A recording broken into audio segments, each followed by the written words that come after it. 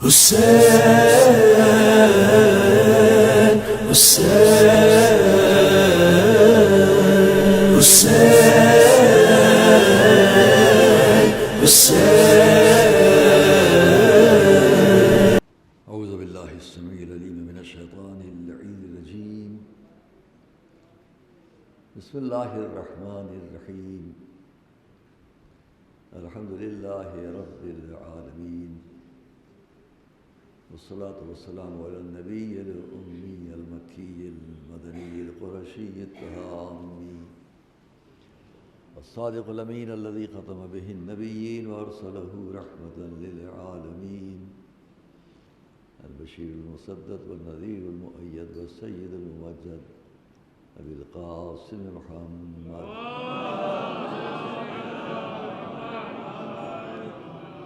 وأهل بيته الطيبين الطاهرين المعصومين المظلومين ولعنة الله على أعدائهم أجمعين من الأولين والآخرين. أما بعد فقد قال الله سبحانه في كتابه المبين وقوله الحق. بسم الله الرحمن الرحيم. كما أرسلنا فيكم رسولا منكم يتلو عليكم آياتنا ويزكيكم ويعلمكم الكتاب والحكمة ويعلمكم ما لم تكونوا تعلمون.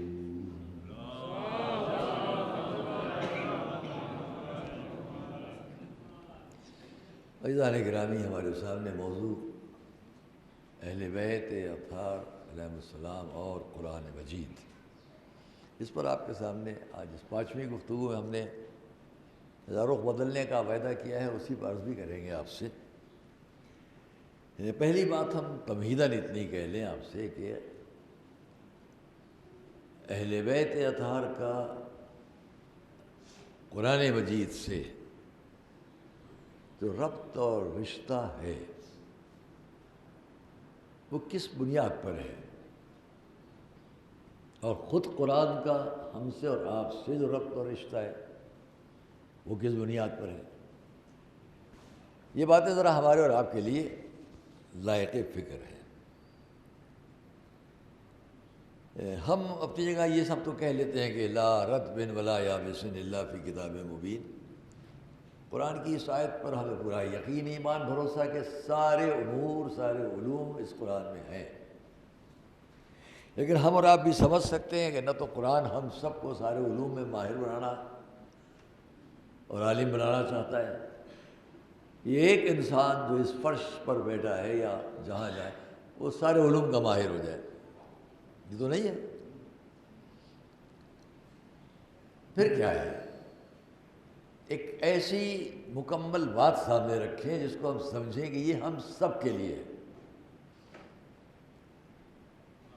میں ابھی قرآن میں کتنے علوم اور لوگوں نے کس طرح نقل کیے اور کتنی فہرست بتلائی، وہ سب اگر ہم بیان کریں تو بہت کچھ ہوگا،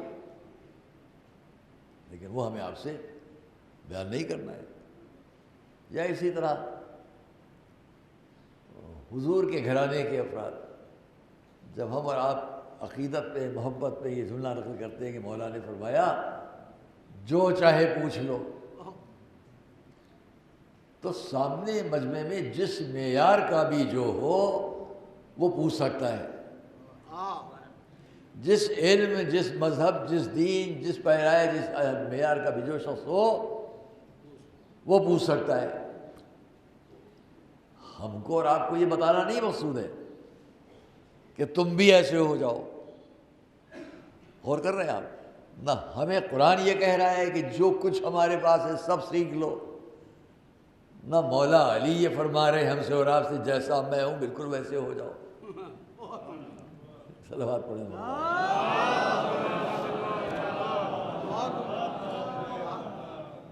ایسا کچھ نہیں ہے.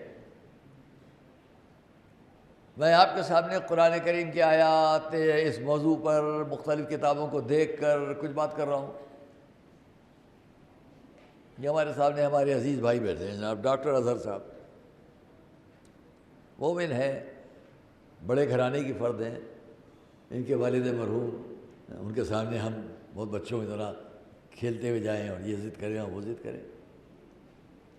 وہ بہت بڑے عالم تھے، جناب مولانا سکندر حسین صاحب اللہ مقام، وہ بہت بڑے عالم تھے، جس فن میں وہ عالم تھے اس فن میں ان کے بیٹے نہیں ہیں، اور جس فن میں ان کے یہ بیٹے ہیں ڈاکٹر صاحب وہ نہیں تھے. تو ایک ہی گھر میں ایک بھائی کسی فن میں، ایک بھائی کسی فن میں، ایک ہی گھر میں باپ کسی فن میں، بیٹا کسی فن میں. اسی درسگاہ میں کتنے پڑھ کر نکل گئے، لیکن کوئی کسی فن میں ماہر تھا، کوئی کسی فن میں ماہر تھا. مولانا فرمان علی صاحب تفسیر قرآن لکھ رہے تھے، ترجمہ قرآن کر رہے تھے. مولانا صفت احسن صاحب کی گفتگو ساری دنیا میں نشر ہو رہی تھی. جو وہ تھے وہ نہیں تھے، جو وہ تھے وہ نہیں تھے. تو یہ مقصد نہیں ہے کہ قرآن سب کو ایک جیسا بنانا چاہتا ہے اور اہل بیت اطہار سب کو ایک جیسا بنانا چاہتے ہیں، مگر پھر بھی سب کو ایک جیسا بنانا چاہتے ہیں. وہ کیا ہے وہ میں ابھی عرض کرتا ہوں. صلوات محمد علیہ.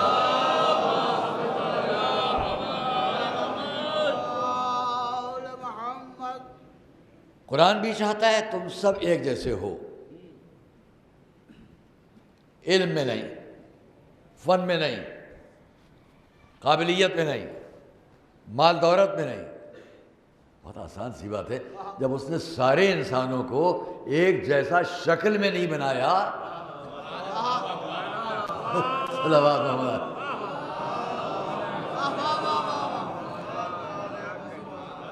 تو فنون میں کیسے بنا دے گا؟ سب کی ایک جیسی شکلیں تو چھوڑ دو، ایک جیسی شکل تو چھوڑ دیجئے، ایک جیسے کی ایک پورے ہاتھ کے ایک انگوٹھے کو نہیں بنایا. جو آپ کے انگوٹھے کا نقش ہوگا وہ دنیا میں کسی کا نہیں ہوگا. جو اتنے سے انگوٹھے میں اتنا بڑا کمال سمیٹ دے. صلوات محمد علیہ محمد.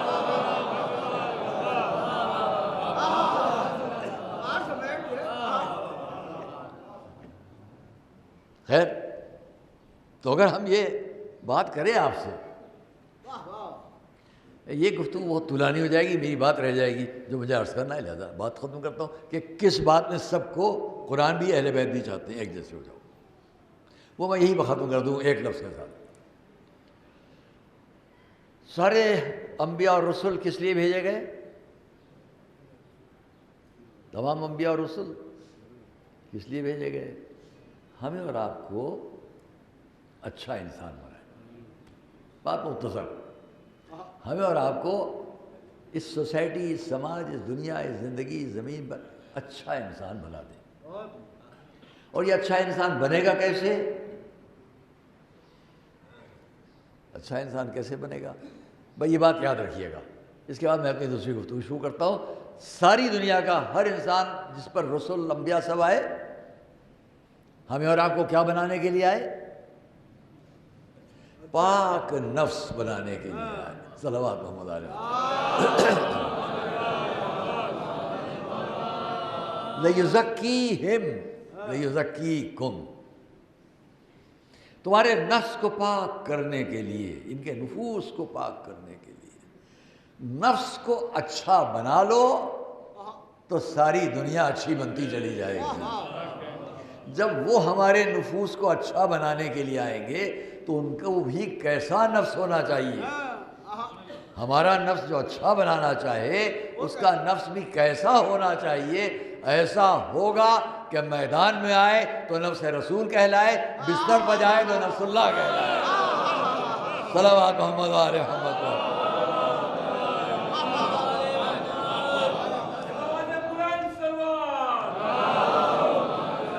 میں یہاں پر میدان میں آئے اور بستر پر رہے.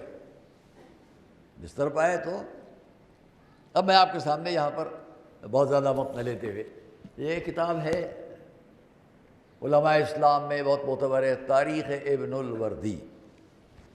اس سے بات شروع کر رہا ہوں اور آگے کی بات ایک جملہ یہاں سے بس پیش کرنا ہے آپ کے سامنے تاکہ میری بات کا ثبوت آپ کے سامنے رہے. ایک صلوات محمد علیہ.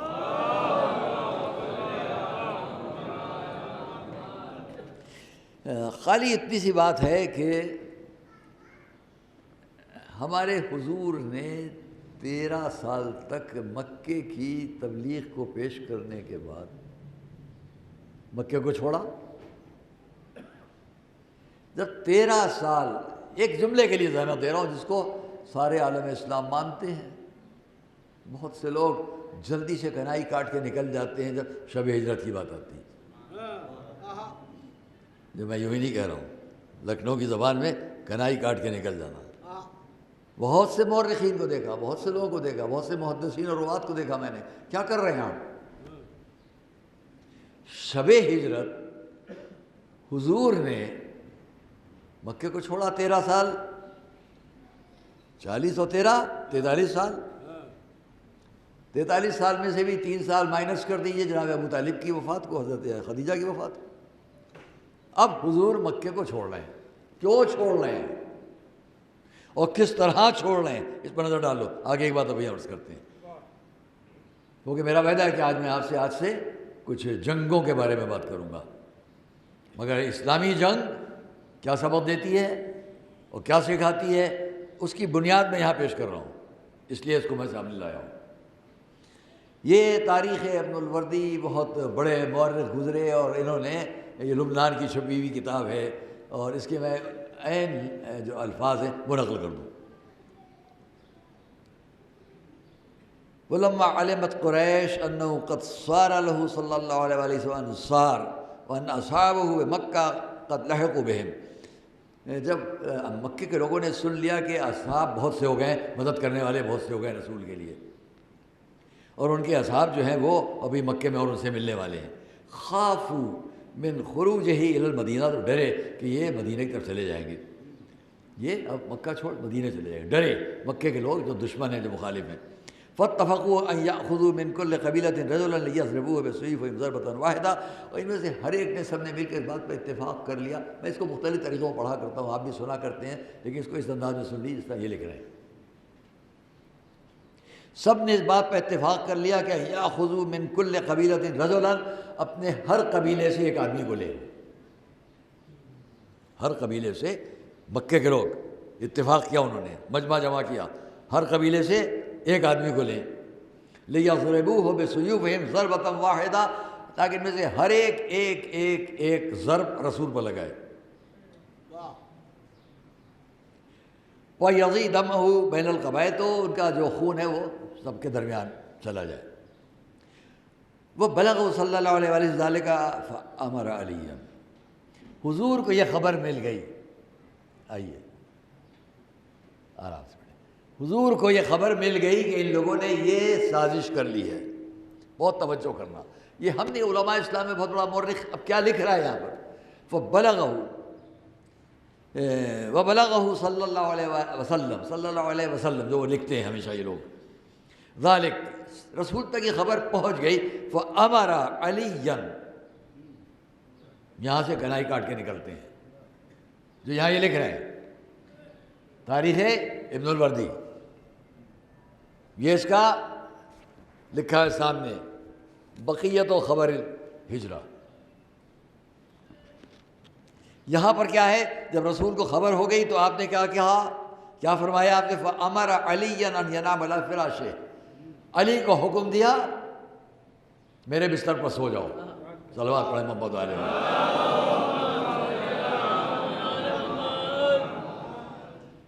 عجب لفظ اس نے بھی یہاں لکھی، بعض لفظیں مجھے ان لوگوں کے لکھنے میں بڑا اچھا لگ جاتا ہے، وَأَنْ يَتَّشِهْ بِبَرْدِهِ الْأَخْضَرِ، اس کا ترجمہ کروں، اختیار دیا علی کو کہ آپ ان کی سبز چادر کو پسند کر لیں،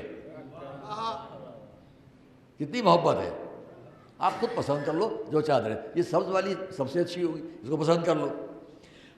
اب یہ لفظ بڑی خاص ہے جس کو میں آپ سے عرض کر رہا ہوں، وَأَنْ يَتَخَلَّفْ عَنْهُ، عربی کی بات ہے، وَأَنْ يَتَخَلَّفْ عَنْهُ، اور جب وہ چلے جائیں، اب میں اردو میں کہوں گا، عربی میں نہیں ہے، ان یتخلف کا ترجمہ جتنے ماہرین عربی جہاں بیٹھے ہوں، وَأَن يَتَخَلَّفْ عَنْهُ، بستر پر سو جائیں اور جب وہ چلے جائیں گے تو ان کی جگہ خلیفہ بنے، صلوات محمد علیہ وسلم۔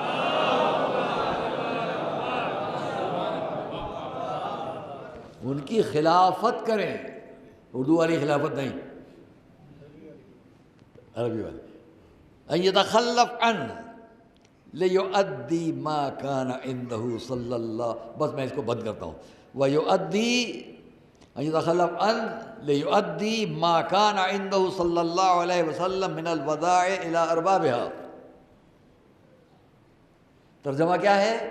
بہت توجہ کیجیے گا، یہ بہت بڑے مورخ عالم اسلام لکھ رہے ہیں، علی کو اس لیے چھوڑ کر رسول گئے، کیا اس لیے کہ جب آئے تو تلوار نکال لینا، ایک ایک کا سر اڑا دینا، خون بہا دینا، کسی کے سامنے یہ نہ ہونا بس جنگ شروع ہو جائے، میں جا رہا ہوں تم اکیلے سب کو دیکھ لینا، یہ تو نہیں ہے۔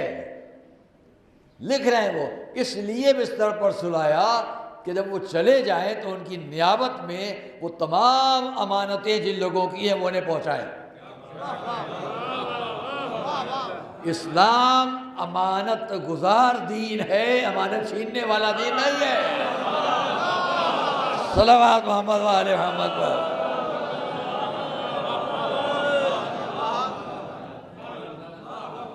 شب ہجرت علی کو بستر پر سلانا صرف اس لیے ہے، خون بہانے میں ہم یقین نہیں رکھتے، جو انسان کی امانت ہو وہ پہنچانا ہی عین اسلام ہے، شرف ہے۔ لیؤدی امانہ، امانات جو لوگوں کی ہیں وہ ان تک پہنچا دیں۔ اب یہاں سے ہم شب ہجرت بہت کچھ پڑھا کرتے ہیں اور پڑھتے ہیں، وہ سب چھوڑتے ہیں۔ وہ مختصر آپ سے اتنا بیان کر دیں کہ بنیاد کیا ہے مکہ کی چھوڑنے کی؟ خوریزی سے نہ ہو، خوریزی سے بچ جائے، خوریزی نہ ہو۔ اور دوسری بنیاد کیا ہے؟ لوگوں کی امانتیں پہنچ جائیں۔ تیسری بنیاد کیا ہے؟ دونوں باتوں کے لیے کس کو چھوڑا جا رہا ہے؟ ایسے کو چھوڑا جائے جس پر کسی کو بھی شک نہ ہونے پائے کہ امانت میں کوئی خیانت تو معاذ اللہ نہیں ہوئی۔ اور بہت بڑا معجزہ یہ ہے کہ کیسے ہی دشمن تھے رسول کے مگر تاریخ میں کہیں نہ آ سکا ہماری امانت پہنچی، ہماری امانت نہیں پہنچی۔ صلوات محمد و آل محمد۔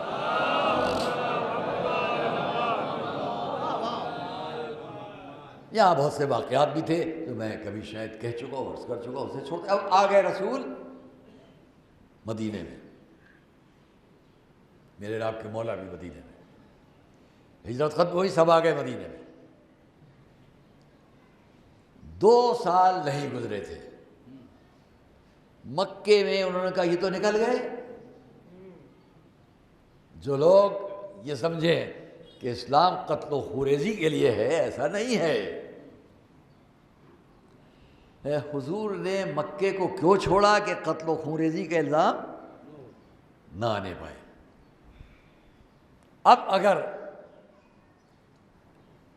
مکے سے مدینے چل کر کوئی آئے تو وہ حملہ آور ہے، اور مدینے سے چل کر رسول جائیں تو اسلام حملہ آور ہے۔ یہ فیصلہ آپ خود کر لو، جو جہاں پہنچے گا لڑنے وہ حملہ کرنے والا ہے، جو جہاں رہ کر مقابلہ کرے گا وہ دفاع کرنے والا ہے۔ سامنے کی بات ہے۔ مکے اور مدینے کا فاصلہ کتنا ہے؟ 440 کلومیٹر۔ 440 کلومیٹر، یہ بتلاؤ پہلی جنگ جو مسلمانوں سے مکے والوں کی ہوئی وہ کہاں پر ہوئی؟ بدر۔ جب بدر میں پہلی جنگ ہو رہی ہے تو بدر مدینے میں ہے۔ حضور تو نہیں گئے مکے تک، مکے والے لڑنے آئے، اور کمزوری کے انداز میں نہیں آئے، بڑے طاقتور بن کر آئے۔ 900 سے اوپر، 950 کے قریب فوجی، سب چنے ہوئے لڑنے والے، محض تماشا دیکھنے والے نہیں۔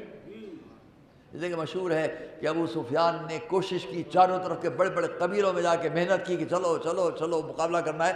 اس پر لوگوں نے لکھا کہ ابو سفیان نے چندے کا لشکر جمع کیا۔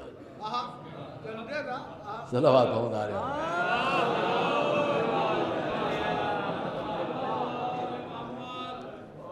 چندے کا لشکر، اور کیا بھائی، ساروں طرف بھائی اس قبیلے میں کہ تم بھی آ جاؤ، دیکھو ہمیں لڑنے جانا ہے۔ اے بھائی کچھ صحیح، اچھا ایک ہی آدمی دے دو اپنا، یہاں چندے میں کہتے اچھا 2 ہی روپے دے دیجیے، اچھا بھائی آپ اپنے 2 ہی آدمی دے دیجیے، یہ بھی جمع کیے چندے میں۔ اور جب آج کا حال دنیا کا ہو رہا ہے، اس کا منظر اس وقت تھا کہ جب لشکر میں ان عورتوں کو بھی جمع کیا گیا جو گانا گاتی ہوئی چلیں۔ تو خیال کیجئے کہ جب اسلام اپنی بات دنیا تک پہنچا رہا ہے، اس وقت ماحول کیا تھا، فضا کیا تھی۔ یہ 950 افراد چلے، اس میں 100 تو گھوڑوں پر بیٹھے ہوئے تھے۔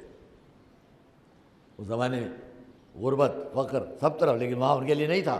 100 گھوڑے، 700 ناقے، لڑنے والے میدان کے بجھے ہوئے لوگ آئے۔ جب مدینے آ گئے، حضور کو اطلاع ملی اتنا بڑا لشکر لے کر یہ لوگ آئے ہیں، باہر آئے۔ یہیں سے پہچانو اسلام لڑنے والا دین ہے یا لوگوں کو بچانے والا دین ہے۔ آئے، آ کر آپ نے ان سے دیکھ کر یہ فرمایا، تم لوگ، اب بڑے بڑے سردار سامنے ہیں، تم لوگ یہ نہیں جانتے میں تم سے لڑنا نہیں چاہتا۔ اسلام پہلا ہم تم سے لڑنے یہاں پر نہیں آئے ہیں، مدینے سے ذرا باہر اس میدان میں ہم تم سے لڑنے نہیں آئے ہیں، ہم تمہارے سامنے کچھ وعظ، کچھ نصیحتیں کرنے والے ہیں، ہم تم کو دین کی اچھی سچی باتیں بتانا ہے۔ کیوں خوریزی کر رہے ہو؟ 4 باتیں، پوری تقریر کا مفہوم، خلاصہ 4 باتیں۔ کیوں لڑنے آئے ہو؟ ہم تم سے لڑنا نہیں چاہتے، ایک بات۔ ہم تمہیں واضح و نصیحت کرنا چاہتے ہیں، 2 باتیں۔ تیسری، ہم تمہیں سچی باتیں بتلانے کے لیے آئے۔ چوتھی، تو خوریزی نہ کرو۔ 4 باتوں پر خلاصہ ہے حضور کی اس تقریر کا جو اس لشکر کے سامنے ہے۔ لشکر نے کیا جواب دیا؟ ہر بار یہاں بھی جو کتاب رکھی جو میں آپ کو سناتا پڑھ کر، یہ اور کتابیں میں لانے والا تھا، صحیح بخاری ہے، کل انشاءاللہ وہ بھی پیش کریں گے ہم، صحیح بخاری سے بھی۔ ہوا کیا؟ ادھر رسول نے یہ فرمایا، ابو سفیان اپنے پورے لشکر کو حکم دیا، بہت تیز باجوں پر آوازیں بڑھاؤ، نقاروں پر جنگی باجوں کو بہت تیز کرو۔ عزیزان گرامی، یہیں پہ جملہ ایک کہتا جو 50 سال بعد کی تاریخ بیان کرتا، ابھی نہیں۔ کیا کہا؟ جنگی باجوں کی آواز بڑھا دو۔ آواز بڑھا دی گئی، اور اب ابو سفیان کی طرف سے پہلا جو زمانے کا جنگ کا قاعدہ تھا، طریقہ تھا کہ پہلے 1 یا 2 یا 3 لوگ میدان میں لڑنے آتے تھے، اور مقابل سے بھی 1 یا 2 یا 3 کو مانگتے تھے۔ پہلے ہم اکیلے جنگ کر لیں، پھر لشکر کی جنگ ہوگی۔ ایک صلوات بھیجیں محمد علی۔ سنیے انشاءاللہ، پہلے ہم اکیلے جنگ کر لیں۔ یہ کیوں کیا؟ 3 آدمی آئے۔ کون آئے؟ عتبہ، شیبہ، ولید۔ کون ہے یہ؟ شجرا بتاؤں؟ عتبہ یزید کی دادی کا باپ، میں اور کچھ نہیں کہوں گا، یزید کی دادی کا باپ عتبہ۔ شیبہ کون؟ یزید کی دادی کا چچا۔ ولید کون؟ یزید کی دادی کا بھائی۔ صلوات محمد علیہ وسلم۔ رشتہ سن لیا؟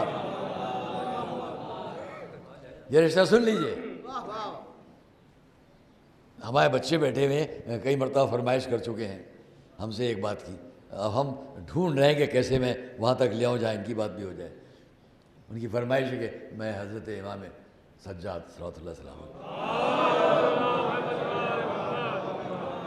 ان کا خطبہ پڑھو. ہو سکتا ہے میں ایک مجلس میں صرف خطبہ ہی پڑھوں گا پورا, ہو سکتا ہے, تب تو بات تمام ہوگی. میری عادت ہے کہ جس موضوع پہ چلو اسی کو آخر تک بیان کر لے جاؤ. تو ابھی آئیے, یہاں پر کیا ہے؟ عتبہ, شیبہ, ولید. نام سن لیا آپ نے, شجرہ سن لیا ان کا. اب آخر تقریر میں اگر مجھے یاد رہ گیا تو میں آپ کے سامنے ایک بات اور کہوں گا جو اس سے متعلق ہوگی. یہاں اتنا کہہ لوں, یہ عتبہ, شیبہ, ولید بہت بڑے بہادر عرب کے شمار ہو رہے ہیں. سامنے آئے, لاؤ ہمارے مقابلے میں بھیجو کسی کو. بھئی ایک کیوں نہیں آیا؟ ایک آ جاتا. اچھا بھئی دو آ جاتے. یہ ایک ساتھ دونوں بھائی, ایک کا بیٹا, یہ تینوں کیوں آئے ایک ساتھ؟ میری عقل یہ کہتی ہے, اور میری تاریخ پر جو چھوٹی موٹی نظر ہے اس کے حساب سے میں سمجھتا ہوں انہوں نے حضور کو شرمندہ کرنا چاہا. حضور کو شرمندہ کرنا چاہا. کیا شرمندہ کرنا؟ قاعدہ یہ ہے کہ جو آئے گا اکیلا میدان میں لڑنے, اس سے ویسا ہی سامنے سے بھی آئے, اسی طرح کا سامنے سے بھی آئے. حضور نے بھی ان کو اور ساری دنیا کو اپنا قانون, اپنے اصول, اپنا اخلاق, اپنی زندگی, اپنی سیرت اور دین کے قانون قیامت تک باقی رہ جائے, اس کے لیے حضور نے بھی ایک راستہ اختیار کیا کہ آپ نے جو مدینے کے لوگ تھے جن کو انصار کہا جاتا تھا, ان میں سے آپ نے 3 لڑنے بھیج دیے. کیونکہ بتانا ہے کہ ہمارا قانون کیا ہے. اب میدان جنگ میں بھی ہمارا قانون بدل گیا. ابھی بتاتے ہیں, ابھی عرض کرتے ہیں آپ, ہمارا میدان جنگ میں بھی قانون بدل گیا. لوگ دیکھو یہاں انصار میں بھیج رہے ہیں. انہوں نے اپنے قانون پر باقی رہ کر کیا کہا؟ ہم ان سے نہیں لڑیں گے, یہ ہمارے ہمسر نہیں ہیں, مد مقابل نہیں ہیں, ہمارے جیسے نہیں ہیں. آئی نا بات؟ بھئی ایک آتا کیا نہیں, جیسے ہم ہیں ویسے بھیجو. ابھی بات واضح نہیں ہو رہی ہے. ہم عرب کے بہت بڑے قبیلے کے لوگ ہیں, ایسے ہی ہمارے سامنے بھیجو. اب ان کو کیا خیال ہے؟ رسول نے بھی کیا کیا, ان تینوں انصار کو واپس بلا لیا. بھیجا کیوں تھا؟ تاکہ ہم اپنا قانون بتا دیں. یہاں اب نہ کوئی بڑا ہے نہ کوئی چھوٹا ہے. صلوات محمد و آل محمد.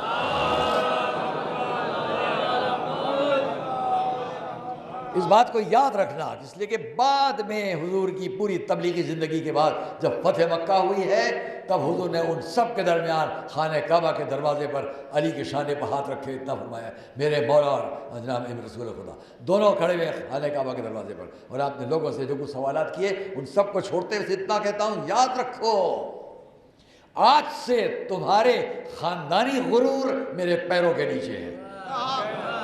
صلوات محمد علیہ وسلم. کوئی خاندانی غرور نہیں. حضور نے فرمایا کب؟ اس جنگ کے 21-22 سال 23 سال, اس جنگ کے تقریباً 10 سال کے بعد, 9 سال کے بعد حضور نے فرمایا تمہارے سارے خاندانی غرور میرے پیروں کے نیچے. سب آدم کی اولاد, سب حوا کی اولاد. شرف اسی کو ہے جو جتنا بارگاہ رب میں پرہیزگار ہے, متقی ہے, باکردار ہے. صلوات محمد علیہ وسلم. یہ قانون الہی, قانون اسلام, قانون قرآن, قانون رسول. اچھا تو تم نے کہا ہم ایک ساتھ 3 ایسے کھڑے, ایسے ہی آپ کہاں سے بھی آئے؟ شاید رسول کو شرمندہ کرنے کے لیے کیا گیا, کیونکہ یہ جانتے ہیں کہ حضور کے لشکر میں ہمارے خاندانی غرور کے حساب سے ایک کے سوا لڑنے والا کوئی اور نہیں ہے. ایک کے سوا لڑنے والا اور کوئی ہے نہیں. حضور نے بھی, میرا دل کہتا ہے, اپنے 313 کے لشکر پر نظر پھرائی, چاروں طرف دیکھا. یہ انصار تو بلا لیا, اب کسے بھیجو؟ اپنے بزرگ بوڑھے چچا ابو عبیدہ پر نظر ٹھہری. تو چاہا میرا دل کہتا ہے، تاریخ میں نہیں ہے فکر ہے، یہی ہوا ہے، یہی ہوا ہوگا۔ حضرت ابو عبیدہ آگے بڑھے، میرے بھتیجے آپ کا حکم، مجھے جانا ہے۔ سامنے کے لشکر نے کیا دیکھا؟ نہیں، جن کو انہوں نے خیال کیا تھا وہ نہیں آ رہے ہیں۔ جو میدان میں ایک بڈھے بزرگ ابو عبیدہ وہ آ رہے ہیں۔ اچھا یہ لڑیں گے۔ ادھر کے تینوں جو بڑے میدان کے ماہر لڑنے والے، انہوں نے کہا اچھا یہ ابو عبیدہ آ رہے ہیں، اب کون آئے گا؟ وہی ایک رہ گئے، وہی آئیں گے۔ حضور نے پھر نظر گھمائی، اب دیکھا تو ہمیں حضور کے چچا حضرت حمزہ۔ چچا آپ؟ ہاں جا رہا ہوں، بڑھے میدان کی طرف۔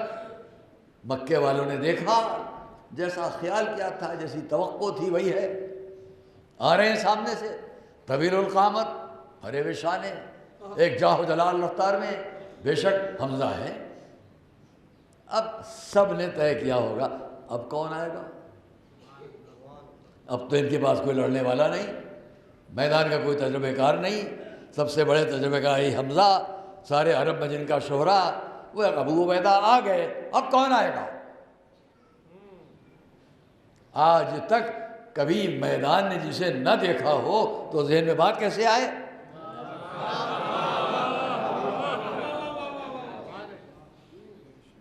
کہ حضور نے نظر گھمائی، پھر شاید وہی منظر جو آگے کبھی آنے والا ہے دیکھا سامنے، جسے بچپنے سے گود میں لیا، دوش پر بٹھایا، دنیا کو پہچنوایا، اب ان کو بھیجا جائے۔ سامنے کا لشکر بھی انتظار کر رہا ہے۔ اب اندازہ کرو دوستو کہ دونوں طرف ایک پورا سناٹا ہے، دونوں طرف کے لشکر، اب تیسرا مقابلے میں کون آئے گا؟ میں اپنے انداز میں عرض کیا کرتا ہوں کہ بدر کے میدان کی زمین پہ ایک دھمک پیدا ہوئی، فضا میں ایک سناٹے کی آواز ہے، اب کون آ رہا ہے، اب کون آ رہا ہے؟ سامنے دیکھا ایک ایسی شخصیت، پیشانی پر نور الہی کی بجلیاں کام،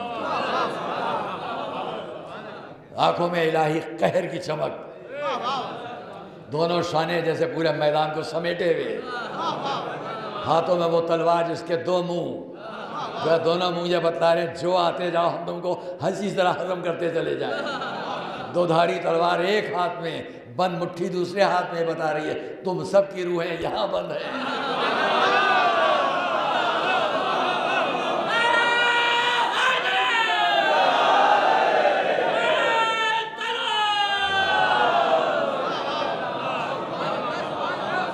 قدم قدم قدم آگے بڑھے، سامنے کے لشکر نے یہ منظر دیکھا تو میں یہاں عرض کیا کرتا ہوں، گھبرا کے ایک نے دوسرے سے پوچھنا شروع کیا، یہ کون آ رہے ہیں، یہ کون آ رہے ہیں، یہ کون آ رہے ہیں؟ ایک دوسرے سے پوچھ رہے ہوں گے، دہل رہے ہیں دل، قدموں کی رفتار سے ایک ایک کیفیت بدلی ہوئی ہے۔ جب ایک دوسرے سے پوچھ رہے ہیں یہ کون، یہ کون، یہ کون، پلٹ کے مرتبہ ابو جہل نے پکار کر کہا، ارے کیا پوچھتے ہو یہ کون ہے؟ تم نہیں پہچانتے؟ یہی تو وہ ہے جس نے کم سنی میں تماچا مارا، آج تک چلا۔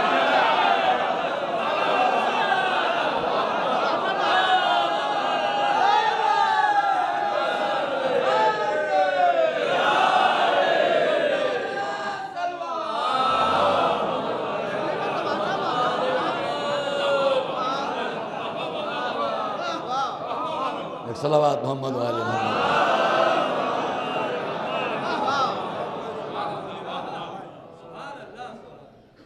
تو عزیزو آئے مقابلے پر، ہر ایک نے ایک کو چن لیا۔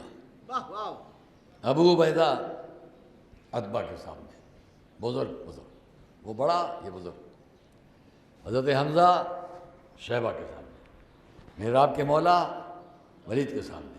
اسی کتاب سے پھر حوالہ پیش کرتا، اس نے ابو عبیدہ کو زخمی کیا، ابا نے، مولا نے دیری کتنی لگتی، صلوات محمد علیہ، کیا دیر لگتی؟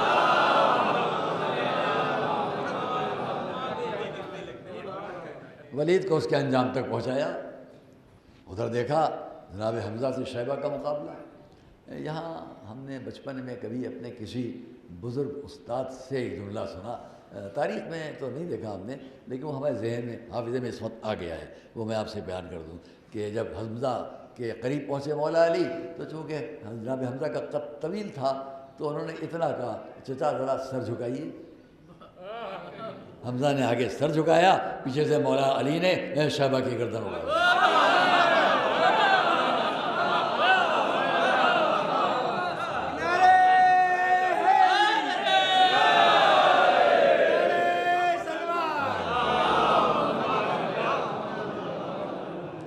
تو فقرہ ہمارے جو بزرگ کا ہے، مجھے بھی نام شاید یاد آ جائے تو عرض کر دوں گا کہ جس کی نام یاد آ جاتا ہے میں ضرور بیان کرتا ہوں. مجھے خیال نہیں آ رہا ہے کہ کس کا فقرہ ہے، شاید یاد آ جائے. تو انہوں نے یہ بتلا دیا کہ جناب حمزہ چچا ذرا سر جھکائیے. تو ان کا فقرہ بڑا اچھا تھا یہاں پر کہ چچا نے بھتیجے کی شجاعت کے سامنے اپنا سر جھکایا. صلوات محمد و آل محمد.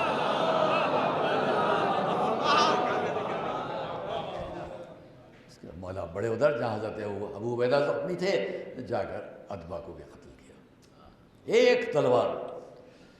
اور پھر دوستو عزیزو یہاں سے اب پوری گفتگو دوسری ہے جو آج ہی بیان کر لوں تو وقت بہت زیادہ ہو جائے گا، اور اگر کل بیان کروں تو پھر کوشش کروں گا کہ کچھ تھوڑا سا ابھی اور کہہ لوں وقت کے اندر بات کروں. مولا علی کون ہیں جو اس جنگ میں آئے، جن کے لیے حضور نے یہ فرمایا یا علی اللہ حصنی و انت سیفی. اے علی اللہ میرا قلعہ اور تم میری تلوار. اب یہیں سے پہچان لو، جہاں جہاں علی کی تلوار نظر آئے سمجھ لینا وہیں رسول کی بھی تلوار. اللہ حصنی و انت سیفی قول رسول ہے. اور پھر جب یہ جنگ اسی شان سے کہ اب جنگ مغلوبہ ہونا ہے، اب پوری طرح جنگ شروع ہو جانا ہے. مولا نے نظر ڈالی سامنے کے لشکر پر، یہ تینوں قتل ہو چکے. اب مقابلہ کس کا ہونا ہے؟ برے لشکر کا ہونا ہے. ادھر سے آمادہ کیا گیا، پورا لشکر چلا. میرے آپ کے مولا نے آتے ہوئے لشکر کو دیکھا. میں نے شجرہ بیان کیا تھا، ہم اگر دربار یزید تک، ابھی میں نہیں بیان کرنا چاہتا ہوں اس خطبہ امام کو جہاں آپ نے فرمایا ہے انا ابن من قاتل ببدر و حنین، میں اس کا بیٹا ہوں جس نے بدر میں بھی جنگ کی، حنین میں بھی جنگ کی. اس ابتدا اور انتہا کو ملا لو، باقی بات چھوڑتا ہوں انشاءاللہ کل. کیا ہوا ہے؟ خطبہ کیا ہے؟ علی کا، چوتھے علی، چوتھے امام علی. یہاں کیا ہے؟ رجس، وہ بھی سن لو. میرے مولا نے جب سامنے سے لشکر کو آتے ہوئے دیکھا، امنڈتے ہوئے دیکھا، بہت سے لوگ یہاں پر بدر میں ملائکہ کے آنے کی بات قرآن کریم میں اس موقع پر بدر کے سلسلے میں تقریباً 6 آیات ہیں قرآن کی. ایک جگہ مسلسل 4 آیتیں ہیں، ایک جگہ الگ، ایک جگہ الگ، ایک جگہ الگ. ایک سورہ الحج میں، ایک سورہ آل عمران میں 3 آیتیں، اور سورہ الانفال میں. میں سب پڑھتا آپ کے سامنے لیکن بہت زیادہ ہو جائے گا. مولا علی نے سامنے سے لشکر کو منڈتے ہوئے دیکھا، رجس پڑھا. رجس کو سناؤں گا ابھی آپ کے سامنے، پہلے اتنا سن لیجیے. یزید اپنے دربار میں بیٹھا کیا کہہ رہا ہے؟ آئیے فضائل کی منزل نہ، میں تھوڑا سا رک بس. یزید اپنے دربار میں بیٹھا ہوا کیا کہہ رہا ہے؟ ما جاء بہ وحی ولا نزل. نہ حضور پر، ہمارے آپ کے حضور پر نہ کوئی وحی آئی تھی، نہ کوئی فرشتہ آیا تھا. ما جاء بہ وحی ولا نزل، نہ فرشتہ نہ وحی. دوسری بات اس نے کیا کہا؟ لیت اشیاخی ببدر شہدوا. کاش میرے بدر کے بزرگ آج ہوتے تو دیکھتے کہ انتقام ہو گیا۔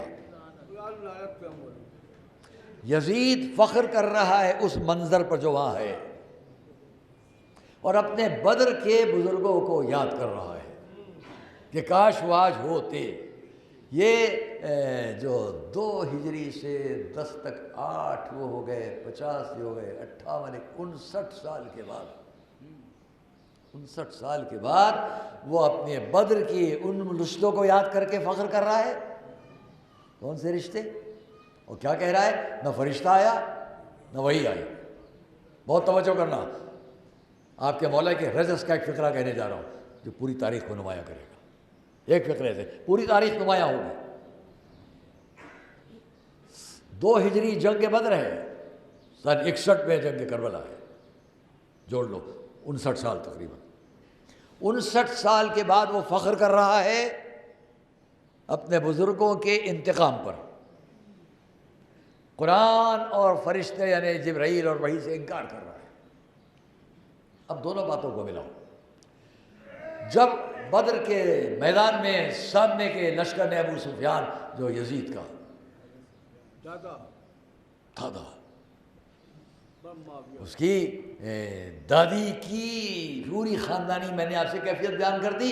اب آپ خیال کرو کہ جن کو علی نے قتل کیا، یزید کی دادی کا باپ، یزید کی دادی کا بھائی، یزید کی دادی کے باپ کا بھائی، یہ رشتے وہاں علی کی تلوار سے قتل ہوئے۔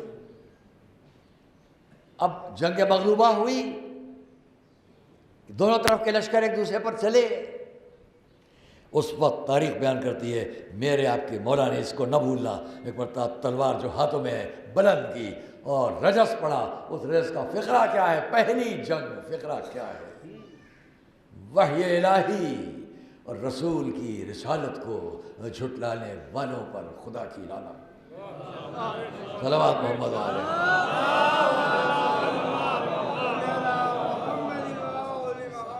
وحی الہی اور رسول کی رسالت کو جھٹلانے والوں پر یہ رجس ہے جو میدان جنگ میں پڑھا جاتا ہے۔ علی نے اس رجس کو پڑھ کر جو درباری یزید کا منظر ہے وہاں تک اپنے میسج کو پہنچا دیا۔ اب پہچان لینا جب وہ کل انکار کرے گا تو کس کا مستحق ہے؟ جھٹلانے والوں پر۔ اور یہاں علی نے یہ کہا، وہاں انہی کے پوتے علی نے منبر سے کیا کہا؟ انا ابن من اوحا الیہ الجلیل ما اوحا، میں اس کا بیٹا ہوں جس پر اللہ نے فرشتہ بھی نازل کیا، وحی بھی نازل کی، اور میں اس کا بیٹا ہوں جس کے دادا نے بدر میں بھی لڑائی لڑی اور حنین میں بھی لڑائی لڑی۔ صلوات محمد علیہ۔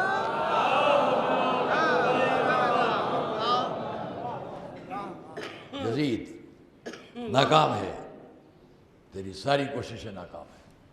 آج میرے مولا کا پوتا ہے جو میدان کربلا سے سارے مصائب کو سہ کر آیا ہے اور تیرے بھرے دربار میں جاتا ہے تو جا کر نہ تیری کھچی ہوئی تلواروں سے نہ تیرے مظالم سے ان کے اوپر کوئی اثر نہیں ہے۔ اگر اجازت مل گئی تو گئے منبر پر جا کر، اور اجازت میں یہ نہیں کہوں گا کہ اس نے اجازت دی،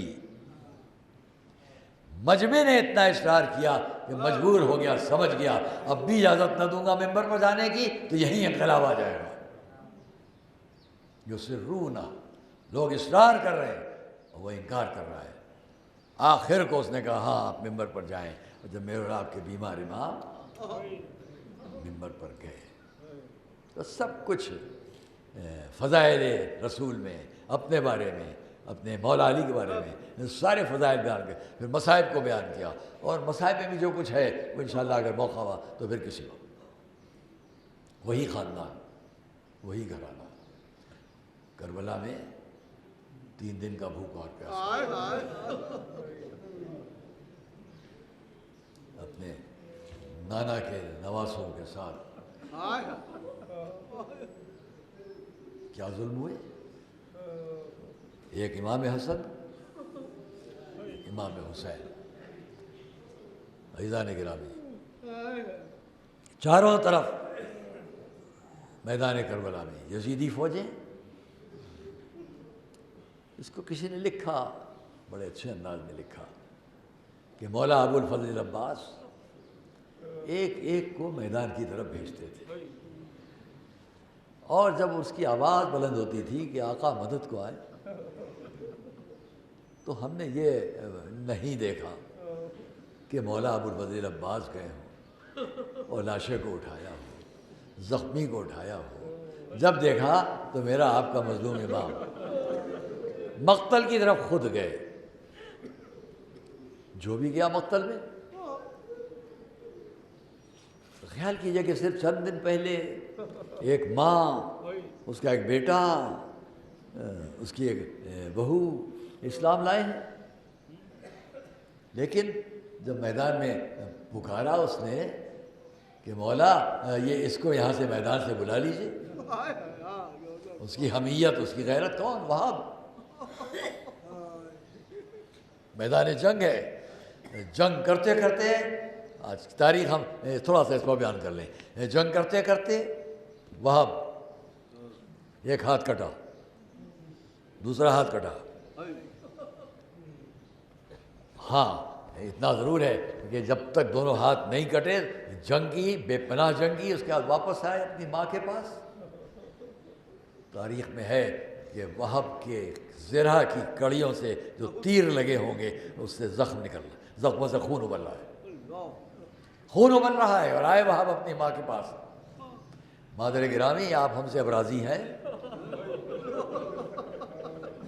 کربلا میں بیویوں کا کردار، عورتوں کی عظمت، جس کو دیکھنا ہو تاریخ عالم و آدم میں جاؤ، کسی بھی جگہ جا کر دیکھو، بیویوں کا یہ منظر نہیں ملے گا جو کربلا میں ملے گا۔ مادر گرامی، اب آپ ہم سے راضی؟ ماں نے سر سے پیر تک اپنے جوان کو دیکھا، اسے پالا پوسا بڑا کیا، چند دن پہلے اس کی شادی کی ہے، اس کی بیوی ساتھ میں ہے۔ ہاں جواب تو یہ ہونا چاہیے تھا، آگے بڑھتی اپنے روبٹے کے دامن سے یا اپنے لباس کے دامن سے اس کے خون کو صاف کرتی، بیٹا یہ تمہارے جسم سے خون بہ رہا ہے، خون صاف کرتی، گلے سے لگاتی، پیار کرتی۔ ماں دور کھڑی رہی، بیٹا پوچھ رہا ہے ماں اب آپ ہم سے راضی؟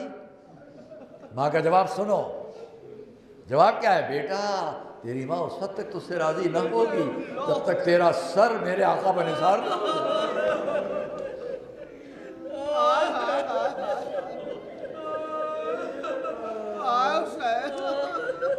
آج کی تاریخ میں آپ کے سامنے شہزادی زینب کے دونوں فرزندوں کا ذکر کرتا ہوں، اس میں زیادہ وقت نہیں لوں گا، صرف دو فقرے وہاں بھی عرض کروں گا، آپ مصاب ہوں گے۔ اس سے پہلے اتنا جملہ سن لی تاکہ اصحاب کی بات بھی آ جائے۔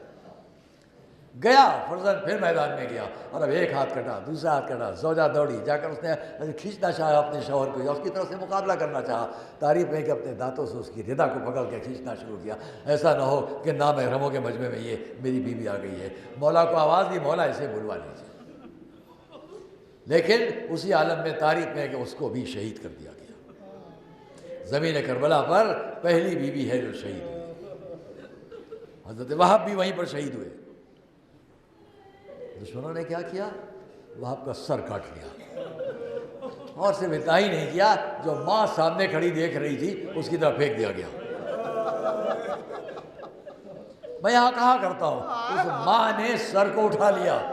لوگ سمجھیں گے کہ اب سر پر اپنا منہ پر منہ رکھے گی، بوسے دیں گی، پیار کریں گی، چومیں گی، لیکن تاریخ نے جب منظر پیش کیا، سر کو ہاتھوں پر لیا، سامنے مخالفین کو دیکھا، تم کیا سمجھتے ہو میں نے جس سر کو اپنے آقا پر نثار کر دیا اب اسے میں لے لوں گی، سر کو واپس دشمنوں کی طرف۔ بھائی اس سے اندازہ کرو، جب اصحاب کی بیویوں کا یہ منظر ہو تو خود جو علی کی بیٹی ہو، جو فاطمہ کی بیٹی ہو، جو امام حسین کی بہن ہو، ان کا منظر کیا ہوگا؟ اور اس لیے جناب زینب ساری رات اپنے بچوں کو خیمے میں سامنے بٹھائے، بزرگوں کے تبرکات سامنے رکھے ہوئے، یہ علم ہے، یہ تلوار ہے، یہ زرہ ہے، دیکھو صبح کوئی کمی نہ ہونے پائے، مسلم کوئی کمی نہ ہونے پائے۔ امام حسین گزرے اس خیمے کی طرف سے جہاں ان کی بہن زینب بیٹھی تھی، خیمے کے باہر سے یہ منظر دیکھ لیا کہ ماں اپنے بچوں کو کیا سمجھا رہی ہے۔ میں ایک مرتبہ چہرے پر رومال رکھا، آنکھوں سے بہتے ہوئے آنسو روکے اور اتنا فرمایا خدا میری بہن کو صبر دے۔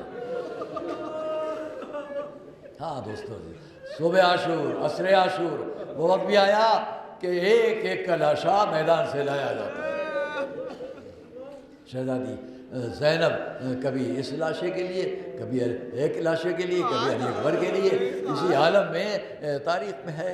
میں نے اپنے بزرگوں سے اس بات کو سنا کہ جس خیمے میں جناب مسلم کے دونوں یتیموں کی لاشیں لائی گئی، 2 بچے اور شہید ہوئے، ان کو کربلا میں جب ان کا لاش جناب قاسم کی لاش لائی گئی، ہر موقع پر جناب زینب آتی تھی اور بیویوں کو تسلی دیتی تھی۔ اسی عالم میں دونوں بچے آ کے خیمے کے کونے میں کھڑے ہو گئے، لیکن دیکھا کہ جناب زینب نظر نہیں ڈال رہی ہے، مادر گرامی دیکھ نہیں رہی ہے، سمجھ لیا کہ ہم سے خفا لگتی ہیں۔ قریب گئے، جا کے مادر گرامی ہم سے کیا خطا ہو گئی؟ جواب ملا، ایک ایک کا لاشا میرے بھائی پہ نثار ہوتے آ رہا ہے، تم نے ابھی تک اپنی قربانی نہیں دی۔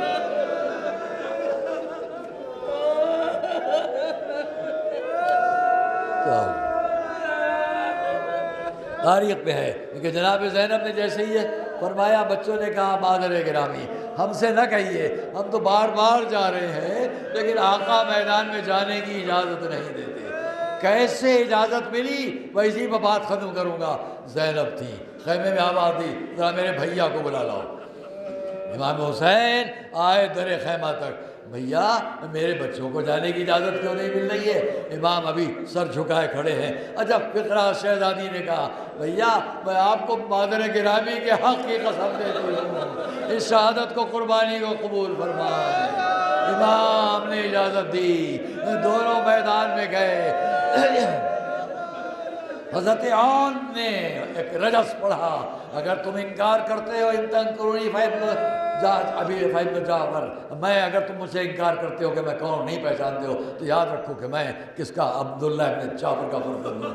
اور اسی عالم میں جنگ کرتے کرتے دونوں شہزادوں نے عظیم جنگ کی ہے۔ جب زخموں سے چور ہوئے تو آواز دی، آقا پر ہمارا آخری سلام یہاں مجھے ملتا ہے۔ پہلے باپ سے عرض کیا، ابھی تک حسین اللہ پر پہنچتے تھے، اب اس منزل پر میں نے دیکھا میرا آقا بھی جا رہا ہے، ساتھ ساتھ ابو الفضل عباس بھی جا رہے ہیں۔ ایک کا لاشا حسین اٹھائیں گے، ایک کا لاشا عباس اٹھائیں گے، دونوں عباس کے شاگرد بھی ہیں۔ لائے خیموں میں لا کر زینب کے سپرد کر دیا۔ شہزادی نے ایک کا سر ایک زانو پر رکھا، ایک کا سر دوسرے زانو پر رکھا، ہاتھ اٹھائے، والے والے تیرا شکر کہ تو نے اس قربانی کو زینب کے قبول